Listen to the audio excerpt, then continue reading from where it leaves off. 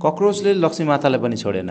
Hello everyone, I'm Shirish कर्मचारी and this is vlog 6 of corporate astrologer series. आज चाहिँ म 4 बजे उठेर त्यसपछि मर्निङ वाकको लागि गएँ र सधैँ जस्तै यो जब काउन्टर र प्रेमानन्द महाराजको भजन सुन्दै म चाहिँ निस्केँ मन्दिरतर्फ।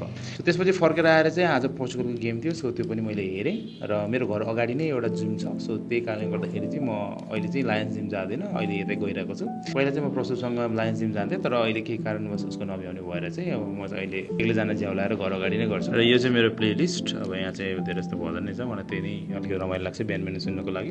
र त्योसँगै चाहिँ अब आज चाहिँ ब्याकको पालो थियो, सो केही वार्मअपहरू गरेर चाहिँ त्यसपछि मैले आफ्नो वर्कआउट सकाएँ र सकाइसकेपछि चाहिँ म अफिस गएँ, तर भाइहरूले चाहिँ मेरो क्यामेरा हाइज्याक गरिसकेको थियो।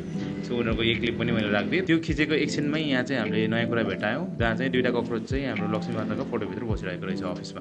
हामीले निकाल्ने जति कोसिस गरे तापनि निकाल्न सकेनौँ। त्यसपछि तल आएर त्यो सबै हामीले निकालेर हेऱ्यौँ, अझै पनि निस्केको थिएन, सो त्यही भएर अगाडिको कभर नै निकाल्नुपर्ने भयो।